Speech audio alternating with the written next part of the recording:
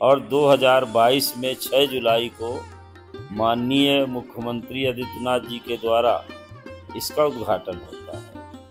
और यहाँ 1.25 लाख हनुमान जी विराजमान है, छोटे बड़े मिला करके 1.25 लाख हनुमान जी हैं। तो अनुमानतः हम लोग लगाते हैं कि 400 वर्ष पुराना मंदिर होगा। 4 पीढ़ी का मतलब है कि अगर एक साधु 100 साल से कम तो रहता नहीं है, तो अनुमान है कोई। इसके बाद में आप देखेंगे करीब 2 लाख के लगभग पेड़ पौधे यहाँ हरे भरे लगाए गए हैं।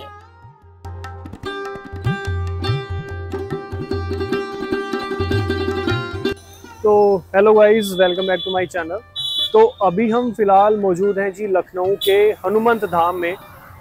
यहाँ पे हनुमान जी का जहाँ पे सुनने को मिलता है कि हनुमान जी की मूर्ति यहाँ से जमीन को कुछ खोदा गया तो शायद अंदर से हनुमान जी की मूर्ति निकली थी, और यहीं पे उसी मूर्ति की आज हम दर्शन करने के लिए जा रहे हैं हनुमान जी के।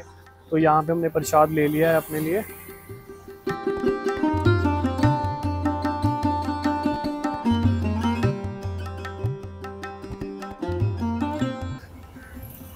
और ये रहा हनुमंत धाम। अच्छा, तो यहाँ से जी एंट्री है हनुमंत धाम की।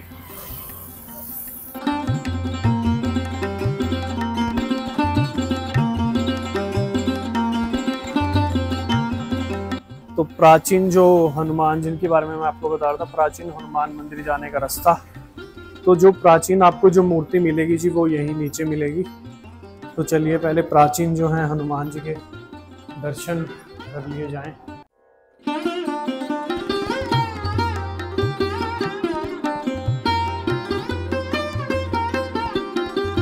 देखिए, ये प्राचीन मंदिर इसलिए है कि ये साधु परंपरा में आते हैं।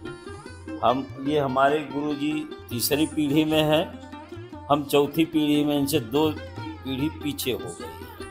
तो अनुमानतः हम लोग लगाते हैं कि 400 वर्ष पुराना मंदिर होगा। 4 पीढ़ी का मतलब है कि अगर एक साधु 100 साल से कम तो रहता नहीं है, तो अनुमान है कोई ऐसा दस्तावेज या लिखा पढ़ी में इस तरह के हमारे पास में कोई चीज़ नहीं है जो प्रूफ दिखा सके। अनुमानता अपने अनुमान के हिसाब से, पीढ़ी के हिसाब से हम लोग बताते हैं। इसके बाद में क्या हुआ कि ये स्थान ये जीर्ण शीर्ण हो गए थे, गिरने के स्थिति पर आ गए थे, गिर रहे थे। तो 2011 में ये विचार रखा गया कि इसका सुंदरीकरण हो। बहुत पहले से विचार चल रहा था, ये मंदिर गिर रहे हैं, किसी तरह से इसका सुंदरीकरण अच्छा से अच्छा बनाया जाए। तो 11 में जो है इसकी नींव पूजा होती है, और 2022 में 6 जुलाई को माननीय मुख्यमंत्री आदित्यनाथ जी के द्वारा इसका उद्घाटन होता है। और यहाँ 1.25 लाख हनुमान जी विराजमान है, छोटे बड़े मिला करके 1.25 लाख हनुमान जी हैं। और ऊपर जब आप हनुमान जी का दर्शन किया है, कराइए ऊपर वहाँ जब जाएंगे तो देखिए हनुमान जी की जो जिस मुद्रा में यहाँ विराजमान है, ऐसी मुद्रा कहीं आप नहीं पाएंगे। दुर्लभ हनुमान जी का दर्शन है ये। और हर जगह हनुमान जी जो है गदा कहीं नहीं छोड़े हैं। हर जगह आप हनुमान जी को देखेंगे कि हाथ में गदा वो पकड़े रहते, छोड़ते नहीं हैं।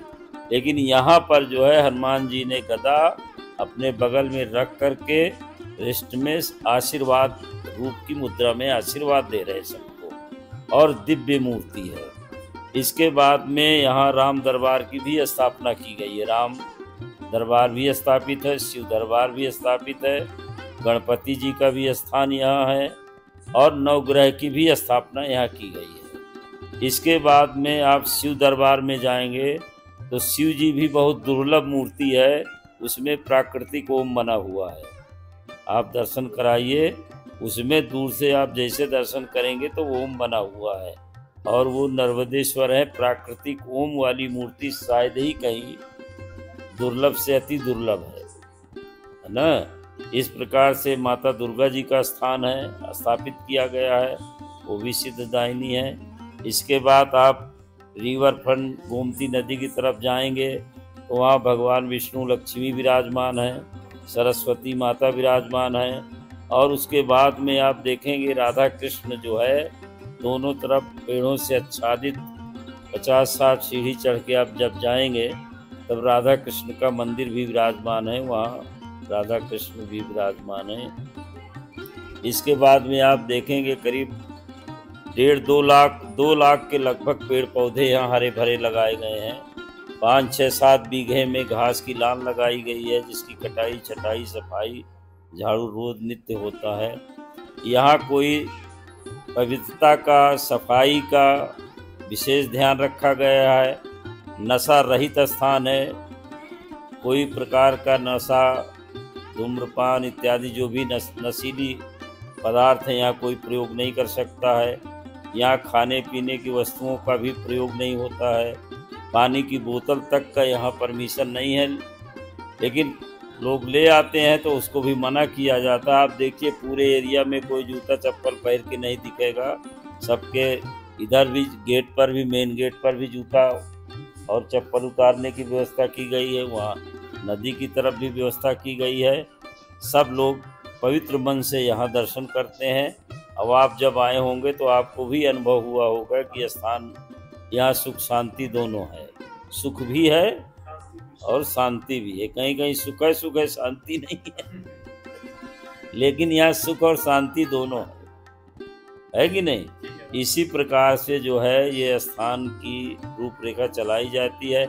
सबसे अच्छी व्यवस्था यहाँ की जो है, हर जगह भक्तों को बैठने की व्यवस्था दी गई है। आप ऊपर बैठ जाइए, नीचे बैठ जाइए, नीचे प्राचीन मंदिर में बैठने की हर जगह अच्छी से अच्छी व्यवस्था। पानी की व्यवस्था बहुत अच्छी दी गई है, जगह जगह पर पानी की व्यवस्था लगाई गई, ठंडा पानी भी है और इमरजेंसी के लिए एक आध बाथरूम भी खुला रहता है, जो नियम होते हैं।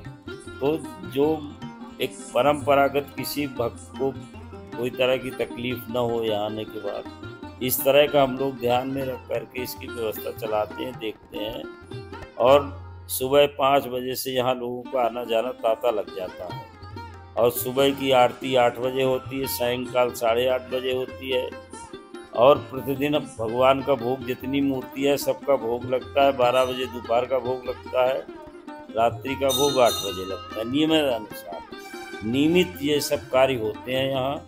हर मंदिर में आपको पुजारी मिलेंगे, हर मंदिर में सफाई मिलेगी ना। पूरे मंदिर में कोई 1 रुपया की बात नहीं करेगा, कोई पुजारी पंडित या ये नहीं कहेगा यहाँ 10 रुपया आप चढ़ा दीजिए।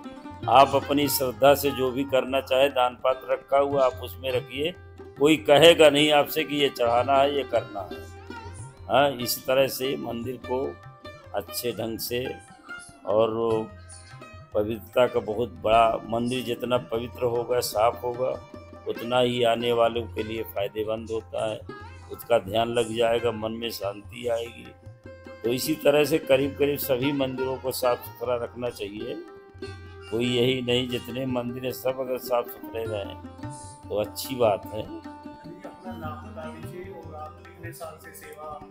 देखिए, हम महंत राम सेवक दास हमारा नाम है और हमारा ये गुरु स्थान है। हम यहाँ 73 से हैं।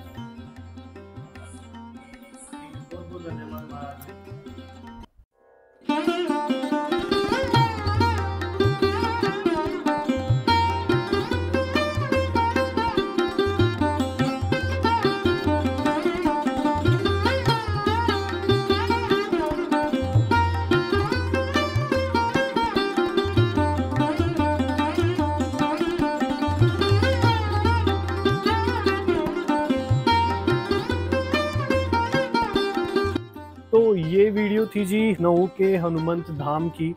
तो आपको ये वीडियो कैसी लगी मुझे कमेंट सेक्शन में ज़रूर बताएं और कमेंट सेक्शन में जय श्री राम जरूर करें। मिलते हैं नेक्स्ट वीडियो में। Bye bye.